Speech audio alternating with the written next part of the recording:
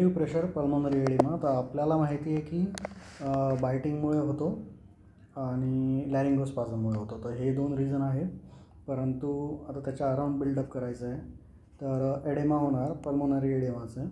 जर एडेमा होणार तर कॅपिलरी मेम्ब्रेनला इंजुरी होणार आणि ट्रान्सुरेट होणार, एवढं क्लिअर आहे.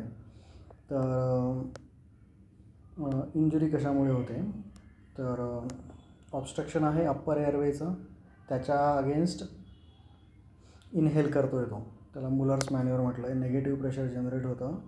त्याच्यात दोन थिअरी आहेत. मग व्हीनस रिटर्न वाढतो हार्टला आणि त्याच्यामुळे मग हायड्रोस्टॅटिक थिअरी आहे की हायड्रोस्टॅटिक प्रेशर वाढल्यामुळे कॅपिलरीचं ट्रान्सलेट होतं. आणि दुसरी थिअरी आहे मेकॅनिकल स्ट्रेस. तर याच्यामध्ये व्हीनस कॅपिलरीला इंजुरी होईल आणि मेकॅनिकल स्ट्रेस म्हणजे काय की रेस्पिरेशन अगेन्स्ट क्लोज गॉटिसमुळे अल्व्हेओलरची इंजुरी होईल. तर हायड्रोस्टॅटिक आणि मेकॅनिकल, याने मेकॅनिकल नमूद केलेली नाही आहे. निगेटिव्ह प्रेशर पल्मोनरी एडेमा होईल. तर त्यालाच दुसरी नावं दिली आहेत, post obstructive pulmonary oedema, laryngospasm induced pulmonary oedema, किंवा आणखी नाव आहेत negative pressure pulmonary haemorrhage, post extubation pulmonary oedema. तर कॉमन कोणामध्ये आहे, जे लोक नेगेटिव्ह इंट्राथोरॅसिक प्रेशर जनरेट करू शकतात, म्हणजे पिडियाट्रिक, नंतर यंग मेल ॲथलीट्स, आणि ज्यांच्यामध्ये अप्पर एअरवेचं ऑब्स्ट्रक्शन आहे, काहीही नेझल, ओरल, फॅरेंजियल सर्जरी झाली आहे, सक्शनने निगेटिव्ह प्रेशर जनरेट होतं, नंतर डिफिकल्ट इंट्युबेशनमुळे काहीतरी ट्रॉमा होईल, स्वेलिंग होईल, त्याच्यामुळे ऑब्स्ट्रक्शन होईल. लॅरिंगोस्पाझमने ऑब्स्ट्रक्शन होतं, बायटिंगने ऑब्स्ट्रक्शन होतं, आपल्याला माहिती आहे. पीटी ट्यूबचं ॲक्सिडेंटल ऑब्स्ट्रक्शन झालं तर मग त्यांच्या रिलेटेड कुठलाही सर्जरीज एअरवेमध्ये, लॅरिंग्समध्ये ऑब्स्ट्रक्शन किंवा काय पाल्सी, फॉरेन बॉडी, या सर्व गोष्टींमुळे होणार. किंवा सडन रिलीज ऑफ ऑब्स्ट्रक्शन. तर पीक तुम्ही दिला आहे त्याच्यामुळे पोस्ट एक्स्टुबेशन सडनली तुम्ही पॉझिटिव्ह प्रेशर काढता, त्याच्यामुळे पण होऊ शकतो. दोन टाईप, ॲक्यूट आणि क्रॉनिक. ॲक्यूट मोस्ट कॉमन आहे. रॅपिड ऑनसेट पल्मोनरी एडिमाचं फीचर काय, टिपिकल ते रॅपिड ऑनसेट असणार, टाईप 1. दुसरं क्रॉनिक आहे, रिस्पायरेटरी डिस्ट्रेस असणार, तर डिस्निया असणार. आणि पल्मोनरी एडिमा आहे तर हिमोटायसिस विथ पिंक फ्लॉरिस स्पुटम असणारच आहे. सिम्पथेटिक ॲक्टिवेशनमुळे कार्डियक आणि रेस्पायरेटरी हे दिसणार सिम्पटम. एडेमामुळे रेल्स आणि रोंकाय दिसणार, एक्सरेवर तुम्हाला कळून येणार. नंतर इन्व्हेस्टिगेशनमध्ये हायपॉक्सिया, एडेमामुळे कर्ली लाईन्स दिसून येतील, अल्व्हेओलर फ्लडिंग. तर याच्यात ऑनलाईनमध्ये छान डायग्राम काढले आहेत त्यांनी, म्हणजे काही माहीत नसेल तरी तुम्ही डायग्राम काढू शकता. मला क्लास लॉ त्याने लिहून टाकला, normal venous flow versus venous ऑब्स्ट्रक्शनमध्ये काय होईल. दोन थेअरी, हायड्रोस्टॅटिक आणि मेकॅनिक, दोघांच्या वेगवेगळ्या फ्लो चार्ट, दोघांच्या parallelly diagram, negative pressure generate झाला त्याची डायग्राम.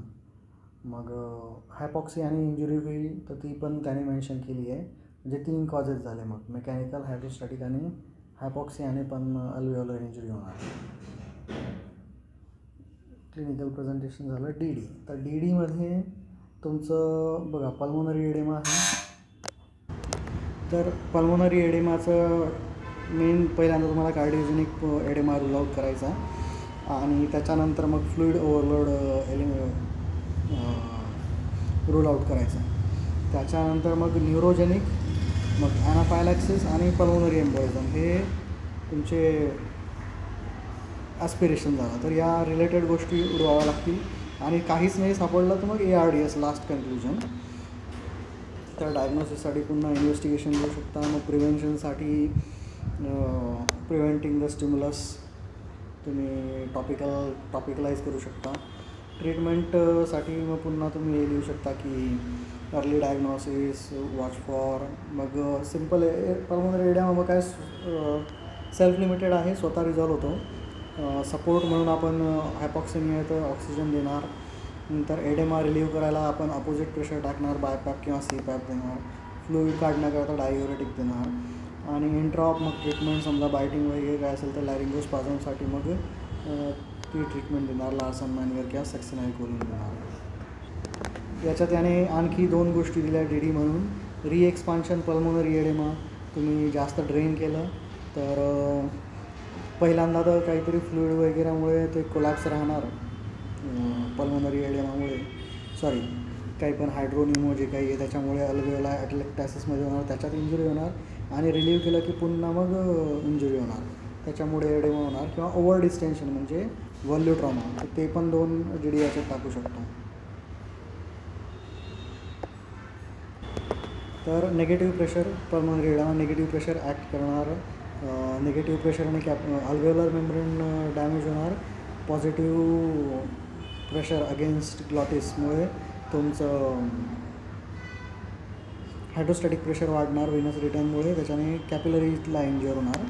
तिसरा हायपॉक्सिमियामुळे पण इंजुरी होणार. डायग्नोसिस ट्रीटमेंट हे तुमचं सगळं पल्मोनरी एडेमासारखं आहे, त्याचं DD त्याचं ट्रीटमेंट.